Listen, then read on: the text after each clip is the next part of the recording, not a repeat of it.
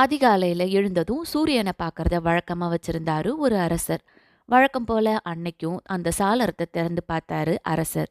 ஆனா அவருக்கு ஏமாற்றம் தான் மிஞ்சிச்சு. சூரிய உதயத்துக்கு பதிலா அவர் கண்ல ஒரு பிச்சைக்காரன் தான் பட்டான். போயும் போயும் இவன் முகத்திலேயே விழிக்கிறது அப்படின்னு ரொம்ப கடுமையான கோவத்தோட திரும்பினாரு அரசர். திருமண வேகத்துல சுவத்துல மோதி அவருடைய தலை அடிபட்டு ரத்தம் கொட்டியது. வலியோ பொறுக்கவே முடியல. அத்தோட கோபம் வேற ரொம்பவே வந்துச்சு அரசருக்கு. அந்த பிச்சைக்காரனை பிடிச்சு இழுத்துட்டு வாங்க அப்படின்னு கட்டளை போடுறாரு அரசர். காவலர்கள் அவனை இழுத்துட்டு வந்து மன்னருடைய முன்னாடி நிறுத்துறாங்க. அரசு சபை கூடியது.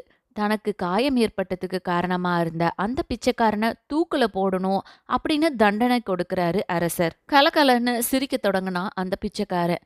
சபையில இருக்கிறவங்களுக்கு திகைப்பா இருந்துச்சு. அரசருக்கு கோபம் கட்டுக்கடங்காம வந்துருச்சு. அடே பதரே, எதுக்குடா சிரிக்கிற அப்படின்னு ஆத்திரத்தோட கேக்குறார். அரசே, என் முகத்துல விழிச்சதால உங்க தலையில சிறு காயம் மட்டும்தான் ஏற்பட்டுச்சு. ஆனா உங்க முகத்துல விழிச்சதுனால என் தலையே போக போதே, அத நினைச்சேன் சிரிச்சேன் அப்படிங்கிறா. மன்னனுடைய தலை தானா கவிழ்ந்துச்சு. தன்னுடைய தவறை உணர்ந்துக்கிறார் மன்னர். தண்டனையையும் ரத்து செய்யறாரு. அந்த பிச்சைக்காரனை விடுதலையும் செய்யறாரு.